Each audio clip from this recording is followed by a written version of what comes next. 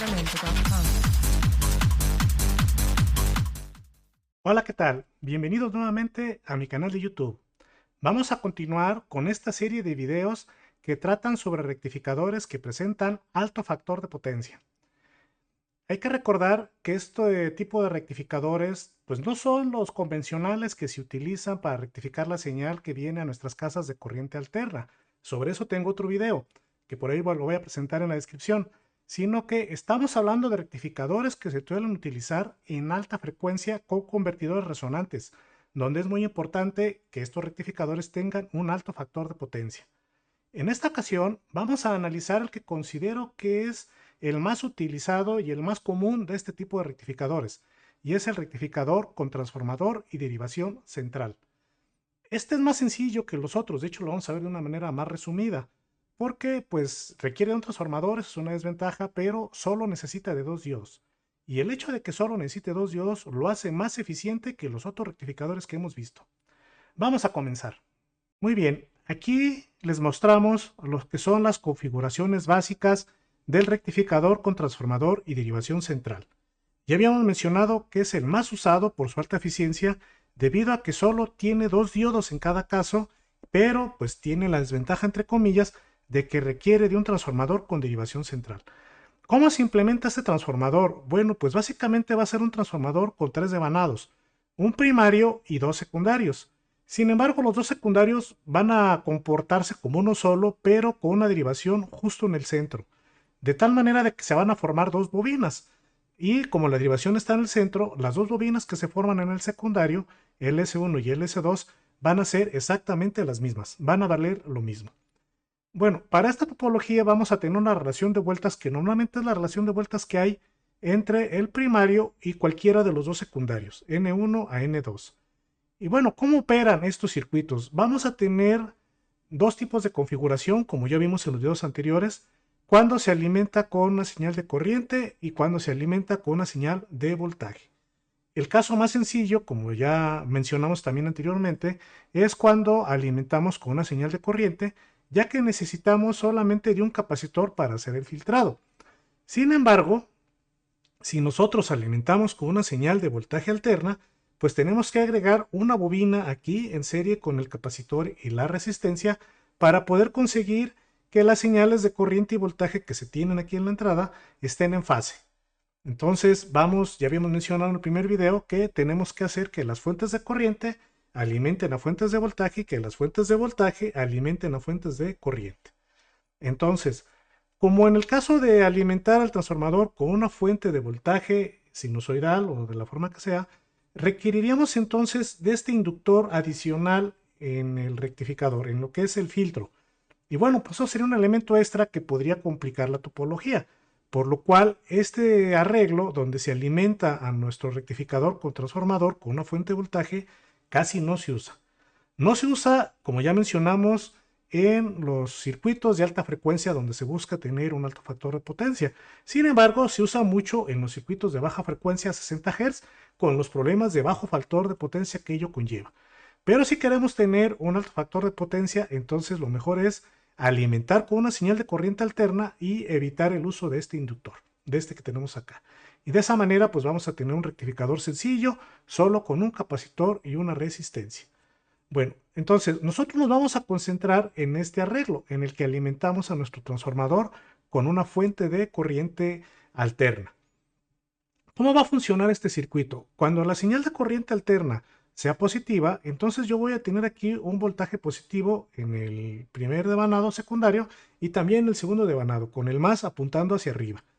Y eso va a obligar, en este caso, a tener una corriente circulando a través del diodo de 1, porque ese diodo de 1 va a estar polarizado de forma directa, cosa que no va a suceder con el diodo de 2, porque aquí voy a tener mi signo menos de mi devanado, y este diodo entonces va a estar polarizado de manera inversa.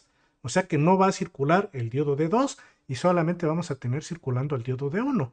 Así es que solamente vamos a tener esta malla del circuito. La demás no va a estar funcionando mientras la señal de corriente sea positiva. En cambio, cuando la señal cambie de signo y se vuelva negativa, entonces las polaridades van a cambiar y ahora va a ser al revés. El diodo de 1 va a estar polarizado inversamente y el diodo de 2 va a estar polarizado directamente.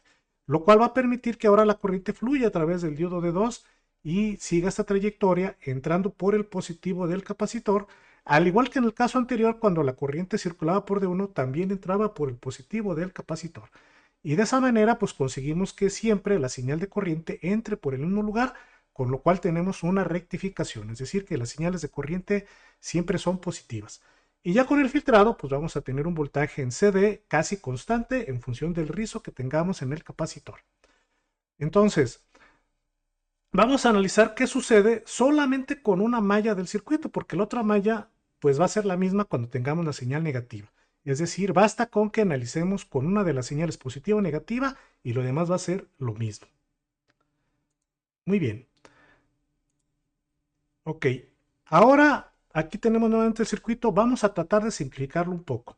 Ya en videos anteriores habíamos demostrado que cuando alimentamos con una señal de corriente alterna y que está en fase con las señales de voltaje que se producen aquí de una señal cuadrada del rectificador, pues la fundamental de esta señal cuadrada que se formaba con el rectificador iba a estar en fase con la señal de corriente sinusoidal, lo cual nos permitía tener un alto factor de potencia. Y no solamente un alto factor de potencia, sino que además podíamos sustituir este arreglo de capacitor con resistencia por una resistencia equivalente.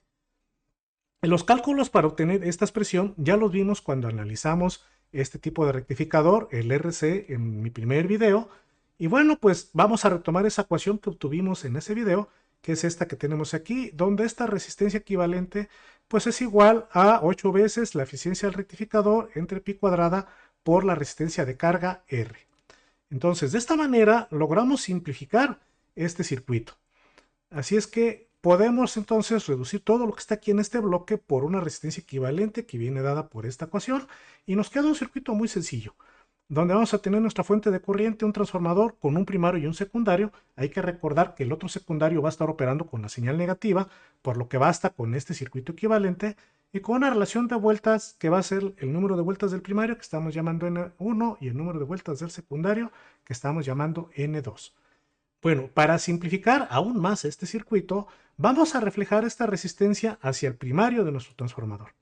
Aquí lo tenemos.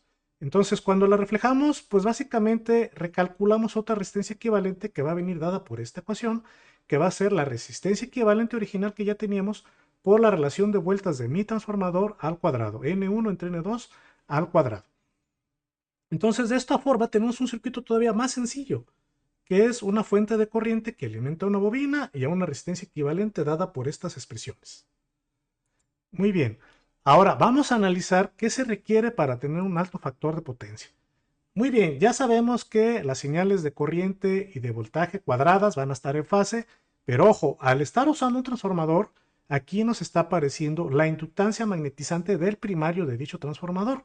Si se confunden un poco con los términos de magnetizante y de primario y secundario, les recomiendo el video que tengo sobre el modelado convencional de un transformador. Se los voy a dejar en la descripción. Bueno, volviendo, vamos a tener entonces aquí una resistencia equivalente y una bobina. Pero estos dos elementos pues me van a provocar una impedancia que va a hacer que no necesariamente el factor de potencia aquí en estas terminales de la señal de corriente sea unitario, porque podemos tener un desfasamiento entre el voltaje y la corriente que nos puede provocar un bajo factor de potencia. Entonces vamos a definir una condición muy importante para conseguir que aquí se tenga un factor de potencia razonablemente alto en las terminales de la fuente de corriente. Para esto vamos a hacer uso de un análisis fasorial. Ya mencionamos que cuando estamos trabajando en estado estable podemos usar fasores sin ningún problema. Y bueno, pues en este caso vamos a convertir a nuestra bobina del magnetizante del transformador, la bobina del primario, en una reactancia inductiva. Y esto, bueno, pues también les recomiendo mi video de fasores por si tienen dudas sobre cómo se hace esto. Y bueno, básicamente se trata de multiplicar a la bobina por omega, que es 2πf, o sea, 2pi por la frecuencia a la que esté funcionando la señal de corriente. De esa manera obtenemos lo que se conoce como la reactancia inductiva de la bobina del transformador. Ahora vamos a obtener la impedancia que se forma por esta reactancia y por la resistencia equivalente 1. Como es un arreglo en paralelo, pues la expresión es muy sencilla. Hay que recordar que cuando tengo dos elementos en paralelo, La impedancia equivalente se calcula con el producto de los elementos entre la suma de los elementos.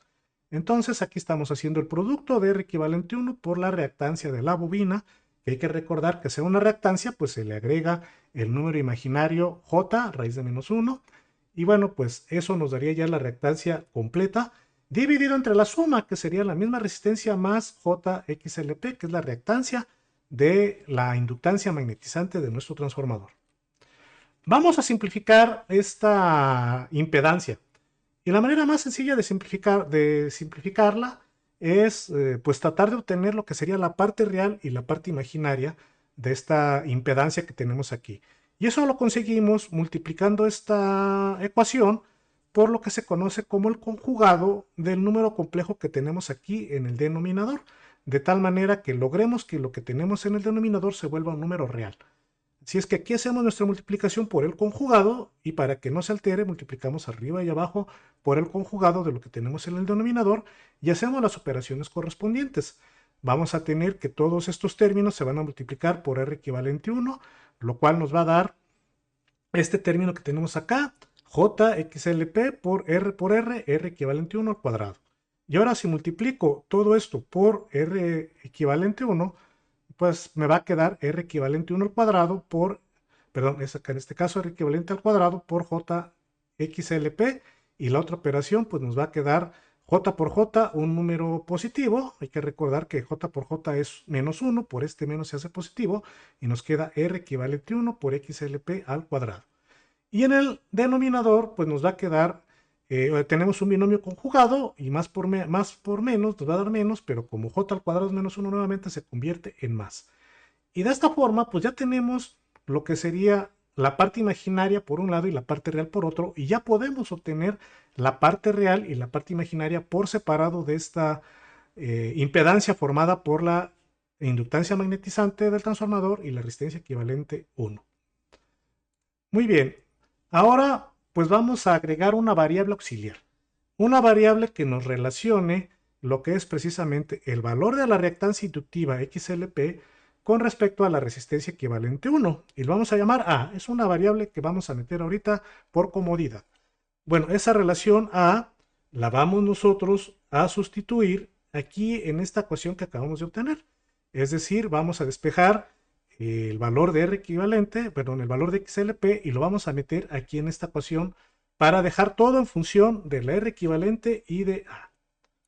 Aquí lo hicimos ya hicimos esta sustitución y nos quedó este resultado, del cual nosotros pues podemos factorizar, porque vemos aquí en el numerador que aparece R equivalente 1 al cubo, lo podemos factorizar. También podemos factorizar R equivalente 1 al cuadrado, que está aquí en el denominador, y al dividir R equivalente al cubo entre R equivalente al cuadrado, pues me queda un solo R equivalente. También podemos factorizar de este A cuadrada y de este A una A, de aquí la sacamos, de tal manera que entonces nos va a quedar solamente A por R equivalente 1 multiplicado por A más el número imaginario J sobre 1 más A cuadrado.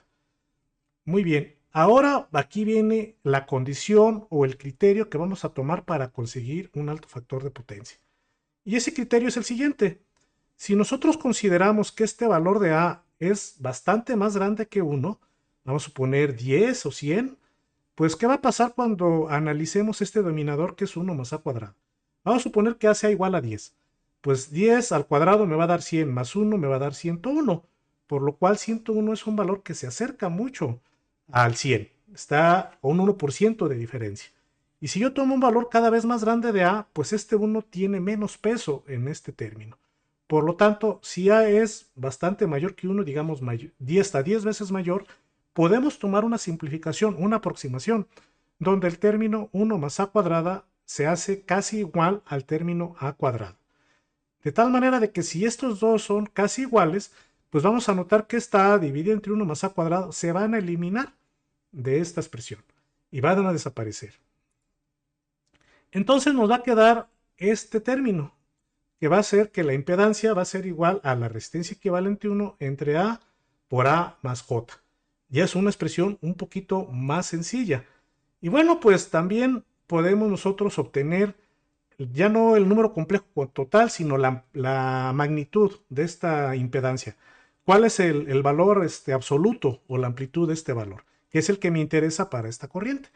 Y bueno, pues esa amplitud sería, aplicando el teorema de Pitágoras, pues el cuadrado, la raíz cuadrada de la parte real más elevada al cuadrado, más la parte imaginaria elevada también al cuadrado.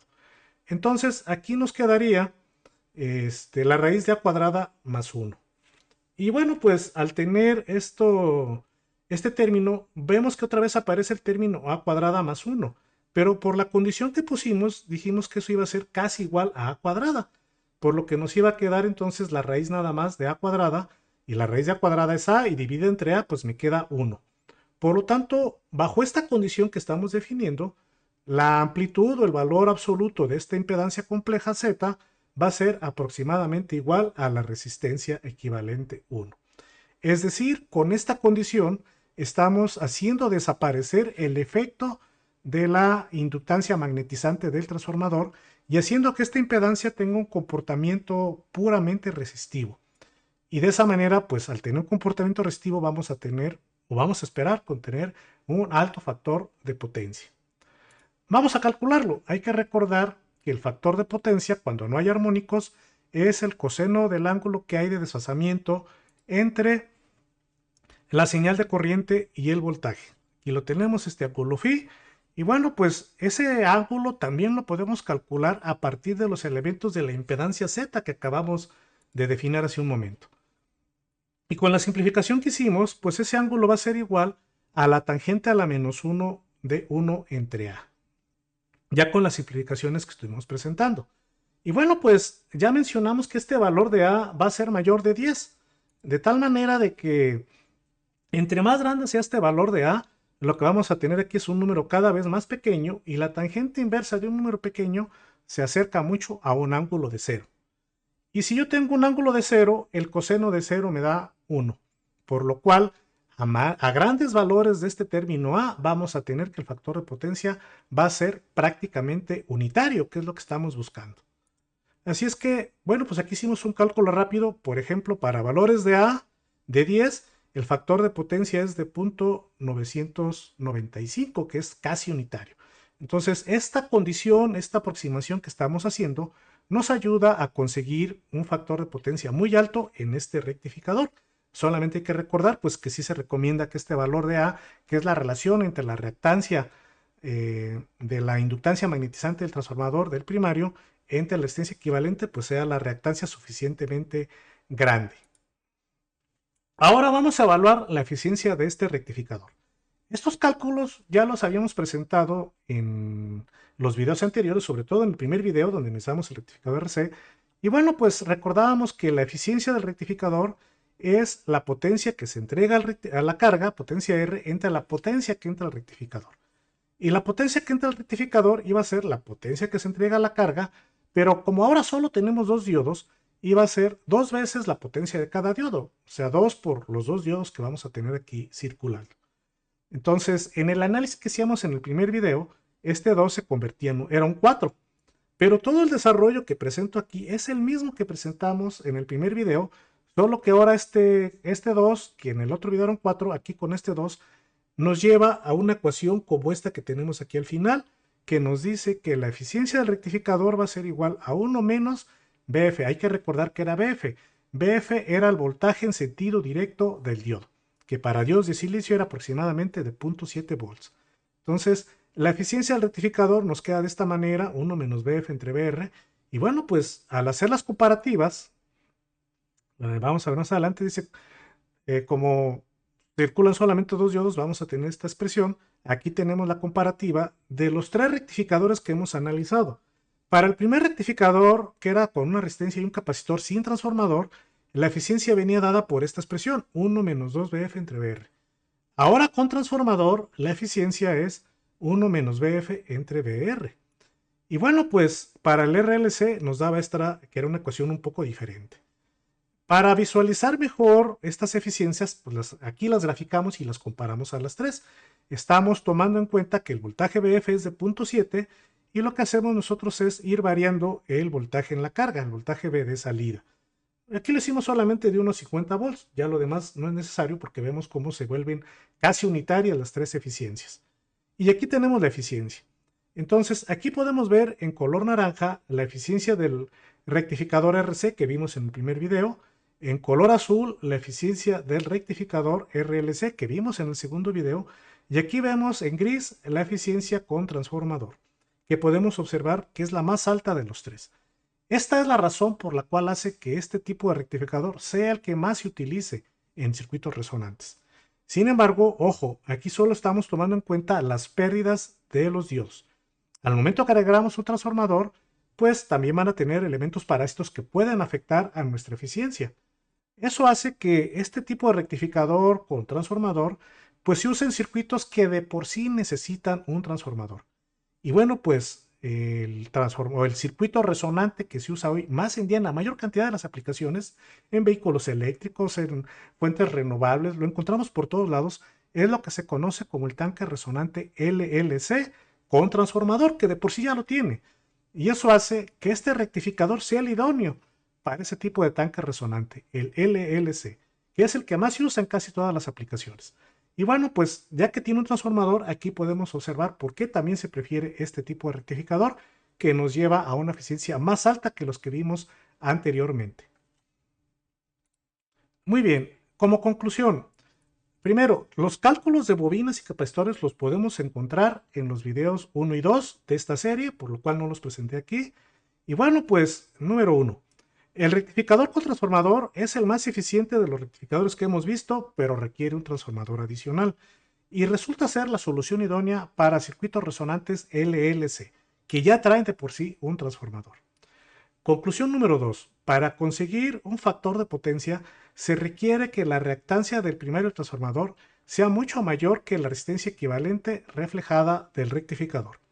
Y pues aquí notamos que con una relación de 10:1 es suficiente para tener un alto factor de potencia.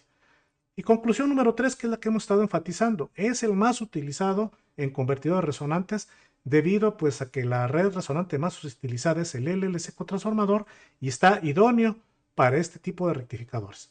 Y bueno, pues además solo utiliza 2 diodos en lugar de 4.